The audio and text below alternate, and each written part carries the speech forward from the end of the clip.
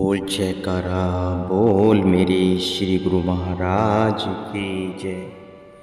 सौभाग्यशाली गुरुमुखो, हे जीव, संपूर्ण विचारों को एक ओर रखकर केवल एक प्रभु का ही ध्यान मन में रखो। अपने अहंकार को छोड़कर अपने सर्वस्व उसी परमात्मा का समन, जो कुछ तेरे पास है उसे ईश्वर की धरोहर समझ कर प्रयोग में ला। किंतु इनमें चित्त न अटका। मनुष्य जन्म यूं ही संसारी पदार्थों के लालच में फंसे रहकर गंवाने के लिए नहीं मिला। यह जन्म और समय दोनों बहुत मूल्यवान है। इनसे बहुमूल्य वस्तु की प्राप्ति करनी चाहिए। वह अमूल्य वस्तु प्रभु भक्ति है, प्रेम है। इससे बढ़कर और कोई अमूल्य निधि नहीं है। इसलिए विवेकशील सदा प्रभु भक्ति और प्रेम के याचक बने रहते हैं। महाभारत में प्रसंग आता है कि दुर्योधन और अर्जुन दोनों ने भगवान श्री कृष्ण के पास जाकर उनसे सहायता की याचना की। दुर्योधन ने तो युद्ध का सामान, सेना व शस्त्रों की मांग की, किंतु अर्जुन ने केवल भगवान को ही मांगा। दुर्योधन ने असत वस्तुओं का आश्रय लिया तो परिणाम क्या हुआ? न तो उसे संसार में ही प्रतिष्ठा मिली और न ही उसका परलोक संवारा। अर्जुन के सारथी बने भगवान ने अर्जुन को ही विजय बनाया। भक्ति में मीरा, भक्त ध्रुव, भक्त प्रहलाद, संत रविदास जी इत्यादि जिन्होंने सच्चे नाम की ओट ली, उनके नाम इतिहास में सदा उज्जवल हैं और प्रलय काल तक दीप्तिमान रहेंगे। बालक ध्रुव ने सच्चे नाम का सहारा लिया था। नाम के ही प्रताप से वह जंगल में निश्चित हुए वह प्रभु ध्यान में लीन रहता था। यह हकीकत है कि जो भी किसी की शरण में चला जाता है उसे उसकी लाज रखनी पड़ती है। सच्चे मालिक की ओट लेकर उसी पर भरोसा रखकर जो उसी का सहारा ले तो फिर क्या उसे कोई कमी रह सकती है? कदापि नहीं। संसार चाहे उन्हें कितने भी कष्ट दे तो भी उनका कोई बाल वाका नहीं कर सकता। जीव को अपना जीवन निर्वाह करने के लिए किसी न किसी का सहारा तो लेना ही पड़ता है। अब यह विचार करें कि कौन सा सहारा लेना उचित है और सही है। वह कच्चा और निरर्थक सहारा क्यों पकड़ा जाए जिससे न लोक बने और न परलोक संवरे।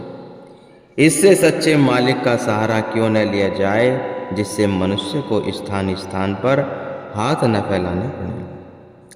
सब आए उस एक में, डार पात फल फूल। अब कहो पाछे क्या रहा, गही पकड़ा जब हो। एके साधे सब सधे, सब साधे सब जाए। जो गही सेवे मूल को, फूले फले आगाए। परम संत श्री कबीर साहिब जी कह रहे हैं, प्रकृति के नियम है कि हर पत्ते पर पानी डालने की अपेक्षा जड़ को जल देने से वृक्ष भी हरा रहता है और उसके पत्ते वह डालियां भी हरी रहती हैं। इसी तरह जो मनुष्य जगत की फानी वस्तुएं एवं संबंधों को छोड़कर सत वस्तु का आश्रय लेता है, उसके दोनों लोक संवर जाते हैं। मन और मन के साही योगी विकार जीव के परम शत्रु हैं और हर वक्त इसके पीछे लगे रहते हैं। जहाँ इतने शक्तिशाली शत्रु पीछे पड़े हों, वहाँ जीव को इनके भय से बचाने वाला कौन है? वह केवल सद्गुरु का शब्द है। गुरु का शब्दु रखवारे, चाहो कि चाहो गिरध हमारे। सदगुरु का सार शब्द ही जीव का वास्तविक रक्षक है, जो एक सावधान सैनिक की तरह उसकी चौकसी करता है और उसे सब रिपुओं से बचाकर उद्देश्य की ओर अग्रसर करता है। जीवन की यात्रा में परिपूर्ण महापुरुषों को अपना संगी साथी बना लेने से ही मानव अपने लक्ष्य तक, स्थान तक सकुशल पहुंच सकता है। दरवेशों ने भी कहा है, पीर रा वगुरजी फी वे वीर ई सफर, हस्त वस फुरा आहो तो खौफो है खतर। हे सत्य, ये सत्य है कि खोज करने वाला जिज्ञासु जीवन यात्रा में पूर्ण गुरु का आचरण थाम कर रख, क्योंकि यह मार्ग संकट और कठिनाइयों से भरपूर है। पूर्ण गुरु की सहायता के बिना इसे पार कर सकना अत्यंत कठिन है। जब जिज्ञासु संत सद्गुरु के वचन और आज्ञा का सहारा लेकर इस मार्ग पर पग बढ़ाता है तो मन और माया उसका मार्ग नहीं रोक सकती। काम, क्रोध, लोभ, मोह, अहंकार आदि शत्रु भी उसका बालबाका नहीं कर सकते। वह निर्भय होकर अपने पग पर दृढ़ता से बढ़ता चला जाता है और अपने चरम लक्ष्य को पा लेता है। मिथ्या पदार्थों के ढेर सदा कायम रहने वाले सच्ची चीज की तुलना नहीं कर सकते। उदाहरण के तौर पर मिट्टी और कंकर के पहाड़ से सोने एक कण की कीमत नहीं कहीं अधिक होगी। हीरे मोती सदा दुर्लभ होते हैं, जबकि कंकर पत्थरों के ढेर सहज में ही मिल जाते हैं। इसी तरह संसार के मायावी पदार्थ तुच्छ हैं, जबकि सच्ची भक्ति और मालिक का प्रेम दुर्लभ है।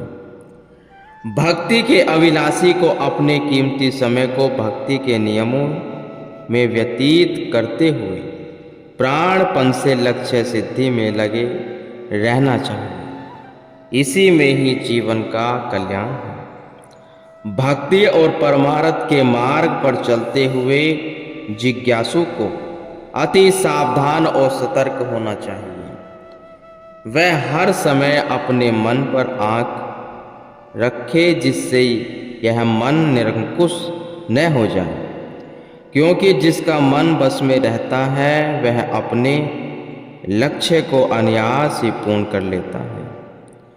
जिसका मन बस में नहीं, वहाँ मन अपनी सेना काम, क्रोध, लोभ, मोह, अहंकार आदि को साथ लेकर उस जीव को अपने अधीन कर लेगा। यह मन आदिकाल से ही जीव का द्वंद्वी रहा है। यह नहीं चाहता कि जीव इसके धोखे से बच जाए। यह जीव को अपनी गुलामी में रखना चाहता है, जिससे जीव इसके बंधन से मुक्त न हो सके। जो प्रेमी सद्गुरु का शिष्य है, उसके पास शब्द का अस्त्र होता है। जब वह गुरु शब्द की कमाई करता है तो वहाँ मन की समस्त शक्तियाँ निष्क्रिय हो जाती हैं।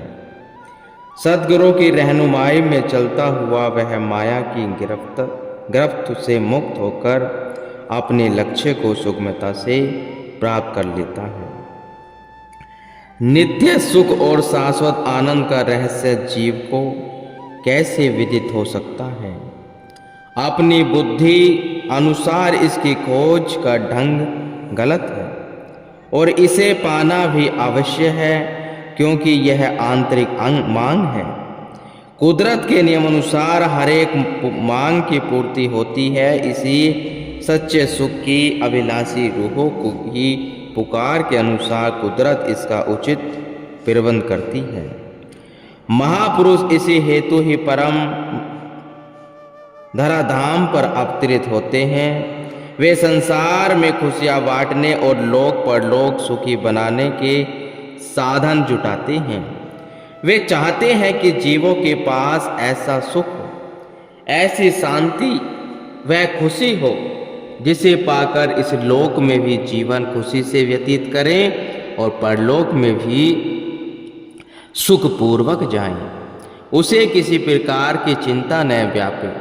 अपने साथ भक्ति का सच्चा धन वही ले जा सकते हैं जो सत्पुरुषों के सानिध्य में नाम की कमाई और आत्मिक कल्याण के साधन अपनाते हैं।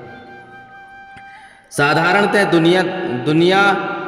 दुनिया किसकी शरण में है? वह माया की शरण में है या हर समय उसी का चिंतन, उसका ध्यान और उसकी याद में संलग्न महापुरुष जीव की सुरती का कांटा बदल देते हैं। वे युक्ति सुझाते हैं कि संसार में रहो परंतु जीने का ढंग सीख लो। दूसरी योनियों में दुख झेले हैं, कष्ट उठाए हैं, अब यह भी याद दुखी बना रहा। कष्ट झेलता रहा तो मनुष्य जन्म से क्या लाभ लिया? अब सुखपूर्वक आनंदमय जीवन बनाने का ढंग सीख लो।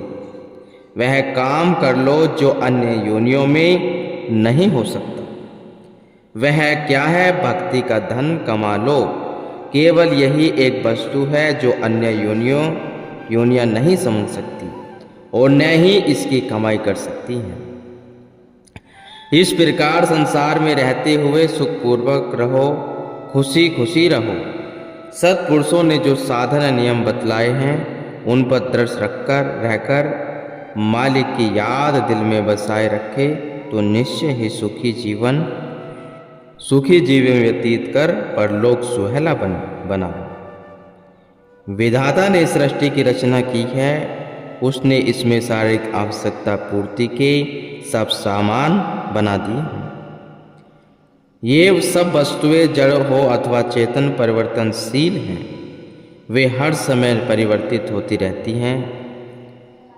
किसी की अवस्था सदा एक समान नहीं रहती। परिवर्तनशील संसार में परिवर्तन एक अटल नियम है। नित्य प्रति के अनुभव से ज्ञात होता है कि पेड़ वह बीज जमीन में कुछ दिन दबा रहता है, उसमें अंकुर निकलते हैं, वह पौधे का रूप धारण करता है और बढ़ते बढ़ते पेड़ बन जाता है। जमीन में दबे हुए बीज का अस्तित्व समाप्त हो जाता है और इधर पेड़ वह फूल फल लगते हैं, पकते हैं और जड़ जाते हैं। इसी प्रकार इंसान एक शिशु के रूप में जन्म लेता है। किशोर अवस्था, यौवन और बुढ़ापा इनका रूप धारण करते हुए वह मृत्यु के मुख में चला जाता है। अर्थात प्रकृति की रचना हर क्षण हर पल परिवर्तनशील है। अभिप्राय यह है कि प्रभु नाम के सिवा यहाँ कोई भी वस्तु अमर शाश्वत नहीं है। गुरु